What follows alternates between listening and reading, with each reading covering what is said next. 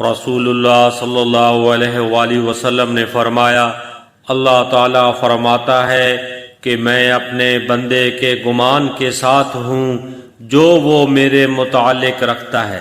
نبی کریم صلی اللہ علیہ وآلہ وسلم نے فرمایا، میرے پاس جبرائیل علیہ السلام آئے اور مجھے یہ بشارت دی کہ جو شخص اس حال میں مرے گا کہ وہ اللہ کے ساتھ کسی کو شریک نہیں ٹھہراتا ہوگا تو وہ جنت میں جائے گا۔ میں نے پوچھا، گو اس نے چوری اور زنا بھی کیا ہو؟ فرمایا کہ گو اس نے چوری اور زنا کیا ہو۔ نبی کریم صلی اللہ علیہ وآلہ وسلم کو 7 اعضاء پر سجدے کا حکم دیا گیا تھا، اس طرح کہ نہ بالوں کو آپ نے سمیٹتے نہ کپڑے کو۔ وہ 7 اعضاء یہ ہیں: پیشانی، ناک، دونوں ہاتھ، دونوں گھٹنے اور دونوں پاؤں۔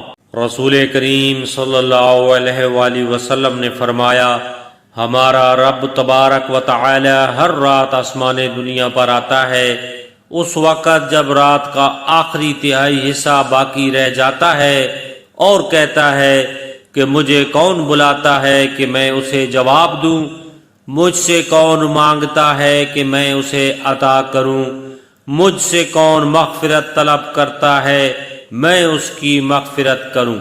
ایک شخص نے نبی کریم صلی اللہ علیہ وآلہ وسلم سے پوچھا، کون سا عمل سب سے افضل ہے؟